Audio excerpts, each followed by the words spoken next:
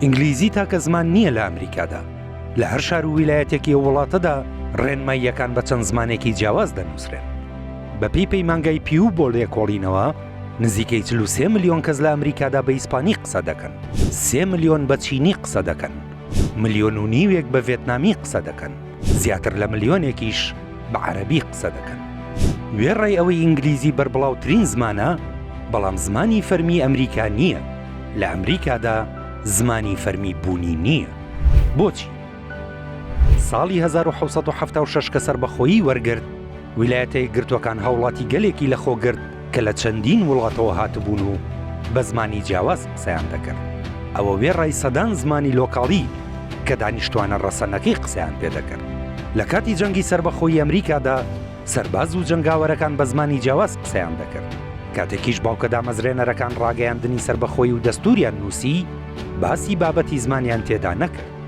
واین ڕایت، مامۆستای زمان لە زانکۆی پێردۆی ئەمریکی دەڵێت دوو هۆکار هەیە کە بۆچی باسییان نەکردووە.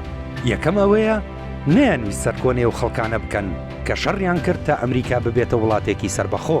ئەو خەڵکانی بە زمانی جیاوازی بێجگە لە ئینگلیزی قسەیان دەکرد. دووەم هۆکارەوە بوو پێویستی نەدەکرد ڕای بگێنن، چونکە ئینگلیزی زمانی زاڵی پەیوەندی بوو لە ئەمریکادا، بۆیە پێویستیەک نەبوو بۆ ڕاگەیاندنی. هەوڵە نوێیەکان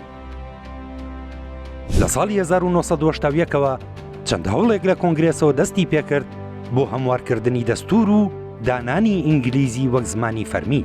چەند یاسادانەرێکی ئەمریکی زیاتر لە جارێک پرۆژە یاسایان پێشکەش کرد، بەڵام کۆنگرێس هیچیانی پەسەند نەکرد. واینڕایت دەڵێت چەند هۆکارێک هەیە کە ئەو هەوڵانە سەرکەوتوو نابن. هۆکاری یەکەم ئەوەیە خەڵک ئەوە وەک شتێکی تەواو ڕەمزی دەبینێت کە هیچ کاریگەریەکی نییە، بەڵام لە هەمووی گرنگترەوەیە کە ئەوە یاسایەکی دابەشکەرە. ڕاگەیاندنی ئینگلیزی وەک زمانی فەرمی وەک ئەوە وایە بە ئەوانەی زمانی تر قسە دەکەن بڵیت ئێوە شوێنتان ئێرە نییە و ئەمریکیەکی ڕاستەقینە نین.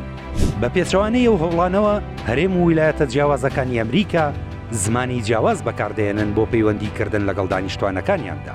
بۆ نمونە هەرێمی فێرفاکس لە ویلایەتی ڤێرجینیا 7 زمانی جیاواز بەکاردێنێت بۆ پەیوەندیکردن لەگەڵ خەڵکدا، ئەوانیش عەرەبی، ئوردو، فارسی، کۆری، ڤێتنامی، ئیسپانی و ئینگلیزی.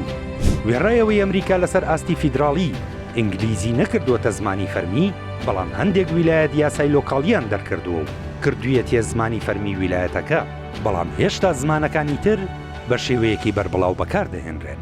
کاتێک ئەو یاسایانە دەرکران، ترس هەبوو لەوەی بوونی وەرگێڕەکان لە دادگاکاندا لا ببرێت، یان خوێندنی دوو زمانی و کارتی دەنگدانی دوو زمانی هەڵبۆشێندرێتەوە. بەڵام ئەو شتانە هەر بەردەوام بوون، چونکە خەڵکی پێویستی پێیانە. بۆیە بە وتەی ڕایت تەنانەت لەو ویلایەتە نەشدا شتەکە ڕەمزیە و کاریگەری لەسەر ژیانی ڕۆژانە نییە. بیرۆکەی زمانی فەرمی هێشتا لە زۆرینەی وڵاتانی جیهاندا بوونی هەیە، بەڵام ئایا پێویستیەکی ڕاستەقینە هەیە بۆ بوونی زمانی فەرمی بۆ وڵات؟